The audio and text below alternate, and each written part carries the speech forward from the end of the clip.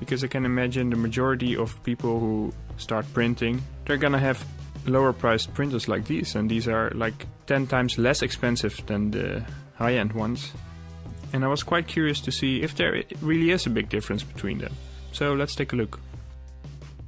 So after assembling it, which was easy to do, it provided clear instructions, and I read beforehand that it would take about a full day to build, but for me it turned out to take just about 4 or 5 hours. I finished it in one evening. They also included some links to videos with clear step-by-step instructions, and that provided a good visual help for me.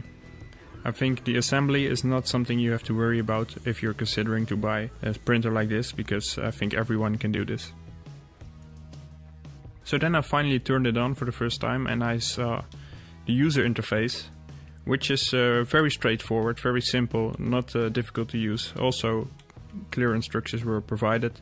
It's maybe not as nice as the designed user interfaces, but they do the job nicely. They have the same functions, no cutbacks on anything. I myself really like it actually.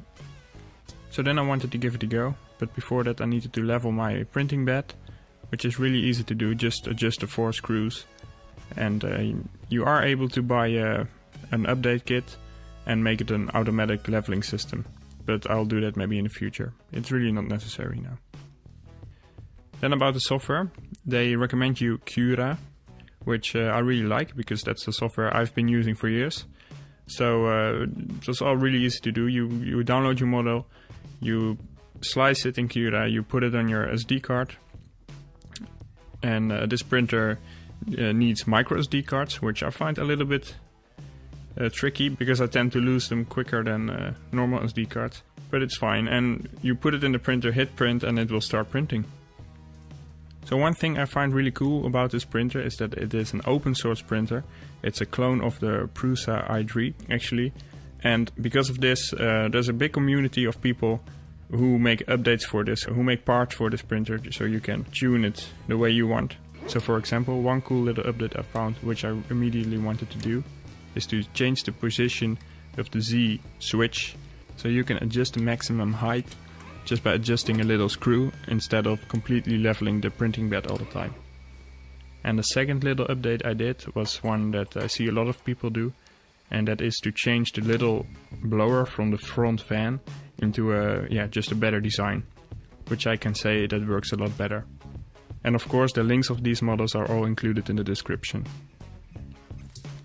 I also want to talk about the filament holder that comes with it normally, because I think it's pretty bad. It looks just not finished. When it's printing, it's wobbling all around, it doesn't turn really nicely. So what I did was I made a little cylinder with some room for skateboard bearings, which fit nicely, and as you can see, now it turns just fine and it's not wobbling around anymore. If you don't want to do this yourself, no worries, there are a lot of better spool holders already out there.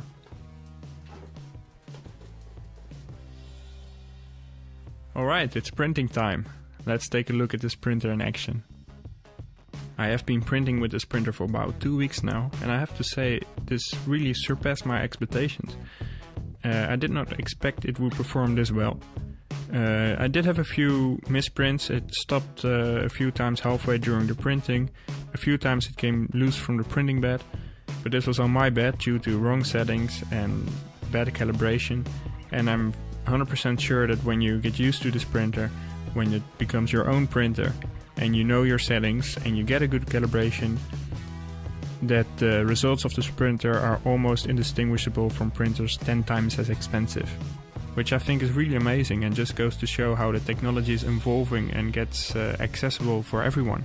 So if you're thinking about buying a new printer, or maybe buying your first printer, and I would have to give my opinion, I can't see any reason why you would go wrong with this one. It's just a really nice little printer, and it just does its job, which I think is really, I really appreciate that. It's also just a lot of fun, and that's important.